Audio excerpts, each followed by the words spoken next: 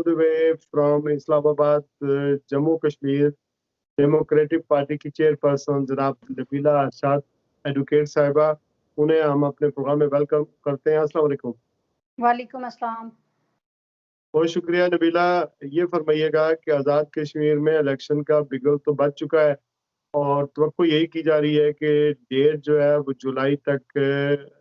Election होंगे और date जल्दी अनाउंस की जाएगी। बाज़ पार्टियों ने अपनी जो इलेक्शन के उम्मीदवार हैं वो टिकट भी जारी कर दिए हैं। तो आप की पार्टी का क्या लाए अमल है इस इलेक्शन के लिए, क्या प्लान है और आप क्या खुद इलेक्शन लड़ना चाहती हैं अपने हल्के से या नहीं, और फिर किस तरह की जोड़ तोड़ और किस तरह की सियासत हो रही है आज़ाद कश्मीर के इलेक्शन के हवाले से? बिस्मिल्लाहिर्रहमानिर्रहीम। सबसे पहले आपका बहुत शुक्रिया। जी बिल्कुल, आज़ाद कश्मीर में चूँकि इस वक्त इलेक्शन का जो दौरा है और तमाम सियासी जमातें अपना अपना जो काम कर रही हैं और कुछ सियासी जमातों ने अपने कुछ हलकों से कैंडिडेट अनाउंस किए हैं। हमारी पार्टी जो है जम्मू कश्मीर डेमोक्रेटिक पार्टी, उन्होंने भी गुज़िश्ता रोज़ जो है मेरी कॉन्स्टिट्यूंसी LA-23 से मेरा टिकट अनाउंस कर दिया है और इसके साथ साथ बाकी जो हलकों से उम्मीदवार आ रहे हैं और उनका भी टिकट इशू करने का सिलसिला जारी है। और चूँकि हमने अभी तक कोई ख़त्मी डेट नहीं मुकर्रर की, क्योंकि ज़्यादा से ज़्यादा हम चाहते हैं कि लोगों को मौका मिले और वो इस प्रोसेस का हिस्सा बने और वो इंतखाबी अमल का हिस्सा बन के अगर वो कोई अपना काम करना चाहते, सियासी काम करना चाहते हैं या इंतखाबी अमल का हिस्सा बनना चाहते हैं तो उनके लिए रुकावट ना रहे। लेकिन अभी चूँकि इलेक्शन शेड्यूल अनाउंस नहीं हुआ, जैसे ही इलेक्शन शेड्यूल अनाउंस हो जाता है तो फिर हमें भी अपना एक ख़त्मी तारीख मुकर्रर करके उसके मुताबिक तमाम जो है हलकों से अपने उम्मीदवार जहाँ से भी दरख्वास्तें हमारे पास आ भी चुकी हैं और जो मज़ीद आएंगी उनके स्क्रूटनिंग के बाद उनको टिकट जारी कर दिए जाएंगे। आज़ाद कश्मीर का इलेक्शन लड़ने के लिए क्या रिक्वायरमेंट है? देखिए, आईनी तौर के ऊपर तो हर शहरी का हक है कि जो पढ़ा लिखा भी हो और जिसके ऊपर किसी तरह का कोई क्रिमिनल चार्ज ना हो और जो किसी सियासी जमात का हिस्सा हो या सियासी कारकुन हो, तो उनको ये हक बनता है कि वो इसमें इलेक्शन में आ सकें। जहाँ तक फ़ीस या एक्सपेंसेस की बात है तो सियासी जमातें, बाकी जितनी सियासी जमातें हैं उन्होंने इस वक्त अपनी जमातों के टिकट जारी करने के लिए उन्होंने मुख्तलिफ सियासी जमातों ने मुख्तलिफ जो है फ़ीसेस रखी हैं। लेकिन हमारी जमात जो है जम्मू कश्मीर डेमोक्रेटिक पार्टी, हमने कोई किसी तरह की कोई फ़ीस उनके लिए नहीं रखी, पाबंदी नहीं की कि आप दरख्वास्त देंदा तभी हो सकते हैं कि आप कोई फ़ीस दें। पहले तो ये होता था कि मैट्रिक होनी चाहिए पास, लेकिन अभी की ये हुकूमत जो थी मुस्लिम लीग नून की थी, उन्होंने मैट्रिक की शर्त भी ख़त्म कर दिया है, तो उससे कोई भी सियासी कारकुन जो है, कोई भी शख्स जो है वो सियासत में और या इलेक्शन में आ सकता है। तो इलेक्शन कमीशन को इस वक्त आप अपने जो बेसिक जो अपने सिटीज़न हो, आज़ाद कश्मीर के सिटीज़न हो, किसी सियासी जमात का हिस्सा हैं या सियासी कारकुन हैं या आपका कोई सियासी काम है, उस बेस के ऊपर आप अपने कागजात नामजदगी जमा करवा सकते हैं। कितनी फीस? जी, कितनी फीस है? इलेक्शन कमीशन की मुख्तलिफ इस दफ़ा क्योंकि नया शेड्यूल अनाउंस होगा तो पता चलेगा कि उन्होंने क्या फ़ी जो है वो रखी है इस दफ़ा। आपको आप क्या प्रॉमिस कर रही हैं? लोग क्यों आपकी पार्टी को ज्वाइन करें, वोट क्यों दें? What will be the difference between other parties and your parties? देखिए, मैं इसलिए चाहती हूँ कि जम्मू कश्मीर डेमोक्रेटिक पार्टी को लोग वोट दें, क्योंकि आपने देखा कि हालिया इस जो हुकूमत थी मुस्लिम लीग नून की, ये पहले दिन से बददियानती के ऊपर इन्होंने इसकी बुनियाद रखी। हमें बार-बार, क्योंकि इससे हम डायरेक्टली इफेक्टीव हैं, तो इसलिए हमें चूँकि मालूम है, हम इनके पिछले इलेक्शन में इत्तेहादी रहे, लेकिन इन्होंने क्या किया कि इन्होंने जो इलेक्शन के वक्त जो इंतखाबी, पहली बात है कि हमने कुछ उसूल तय किए थे और वो उसूल ये थे कि जिस तरह की इससे पहले हुकूमतों ने जो लोगों के हकूक़ के ऊपर डाका डाला, جس طریقے سے جو اصول اور ضابطوں کو روندا گیا، آپ ایسا نہیں کریں گے. اور اس بنیاد کے اوپر جو مسلم لیگ نون کی موجودہ حکومت ہے، ان کی سیاسی جماعت نے، مرکز نے بھی، اور وہاں آزاد کشمیر کی جو سیاسی جماعت تھی مسلم لیگ نون کی قیادت، انہوں نے یہ پرومس کیا تھا کہ ہم اس طرح کی جو کارروائیاں جو پاکستان پیپلز پارٹی کے دور میں پیپلز پارٹی ڈالتی رہی یا ان کی حکومت ڈالتی رہی، ہم اس کا تسلسل نہیں ہے، ہم بلکہ اس کو بہتر کرنے کے لیے آ رہے ہیں. تو آپ دیکھیے کہ مسلم لیگ نون کی حکومت نہ تو بلدیاتی الیکشن کرا سکی، اس کا وعدہ کر کے آئی تھی، نہ وہ کر سکی، نہ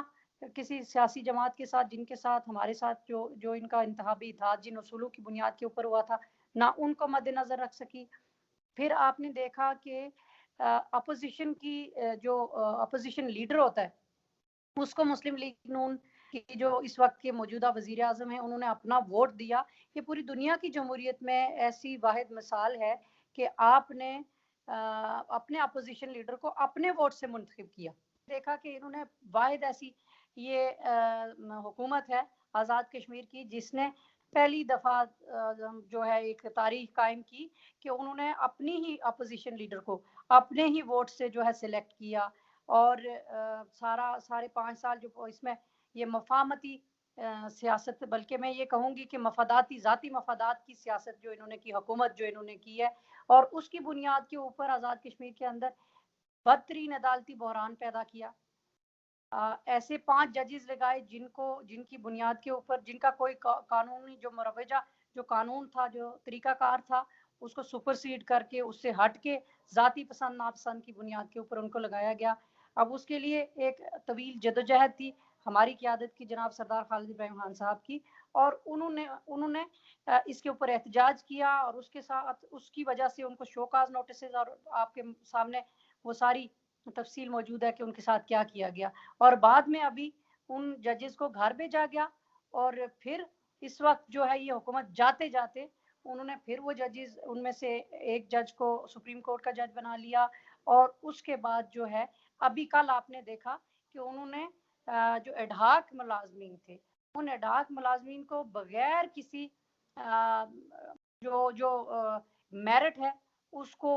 ملحوظ خاطر رکھے بغیر، انہوں نے صرف اور صرف اپنی، وہ کہتے ہیں وہ انہوں نے کل الفاظ استعمال کیے کہ جی انسانی ہمدردی کی بنیاد کے اوپر نہیں، بلکہ انتخابی ہمدردی کی بنیاد کے اوپر، الیکشن کی سیاست کی بنیاد کے اوپر انہوں نے ان تمام ایڈہاک ملازمین کو جو کہ مسلم لیگ نون کے ملازمین ہیں، جو ان کے ووٹر ہیں، ان کو نوازنے کی کوشش کی ہے.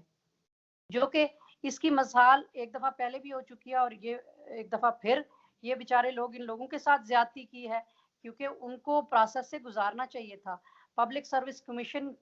کا جو طریقہ کار ہے اس سے گزارنے کے بعد ان کو پرمننٹ کیا جانا چاہیے تھا، لیکن ان کو یہ وقتی طور پہ اپنے دوبارہ الیکشن کی سیاست کو دوام بخشنے کے لیے، اپنے انتخابات میں کامیابی حاصل کرنے کے لیے انہوں نے پھر سے یہ ایک بدترین مثال قائم کی ہے. تو میں یہ چاہتی ہوں، ہم جموں کشمیر ڈیموکریٹک پارٹی یہ چاہتی ہے کہ ہم آزاد عدلیہ کا قیام ممکن بنائیں، ہم میرٹ کو جو ہے وہ ایک اس کا دورہ آئے، اور میرٹ کی بنیاد کے اوپر لوگوں کو اپرچونیٹیز ملیں کہ وہ اپنے لیے روزگار، اپنے لیے مواقع تلاش کریں، اپنے لیے ایجوکیشن، ہیلتھ اور دیگر شعبوں کے اندر وہ جا سکیں. تو یہ جموں کشمیر ڈیموکریٹک پارٹی کا بنیادی منشور ہے. اور اس کے ساتھ ساتھ سب سے جو بنیادی نقطہ ہے وہ یہ ہے کہ مسئلہ کشمیر کی اور تحریک آزادی کشمیر کو پائے تکمیل تک پہنچانے کے لیے جو بیس کیمپ کا کردار ہے وہ ادا کرنے کی ضرورت ہے، اور اس کو یاد دلانے کی ضرورت ہے. اور آزاد کشمیر کی جو نیشنل انٹیگریٹی ہے، جو قومی تشخص ہے، اس کو پامال جس طریقے سے کیا جا رہا ہے، آزاد کشمیر کی سیاسی جماعتیں اور حکومتیں خود اس کو پامال کر رہی ہیں. ہم اس کے لیے چاہتے ہیں کہ ہم اس کو بحال کریں. تو ہم اس لیے تمام لوگوں سے یہ کہنا چاہتے ہیں، ہم اپنے آزاد کشمیر کے تمام ووٹرز سپورٹرز سے یہ کہنا چاہتے ہیں کہ وہ جموں کشمیر ڈیموکریٹک پارٹی کا انتخاب کریں. اب زیادہ تر آپ کی کینڈیڈیٹس خواتین ہوں گی یا کوئی مرد بھی ہو سکتا؟ دیکھیے، میری کیمپین کا جو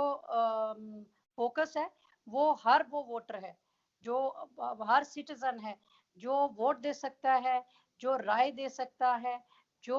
کردار ادا کرنا چاہتا ہے، اپنی ریاست کی بہتری کے لیے ہم ہر ایک اس شخص کو فوکس کریں گے، چاہے وہ میل ہے یا فیمیل ہے، اور زیادہ فوکس اس لیے نوجوانوں کا رہے گا۔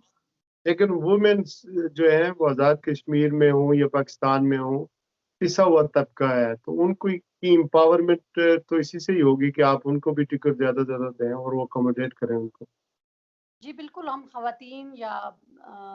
مرد جو بھی ہیں، میرٹ کی بنیاد کے اوپر ہمارا پارلیمانی بورڈ ہے اور وہ اس کے فیصلے کرے گا، اور اس میں خواتین بھی شامل ہیں،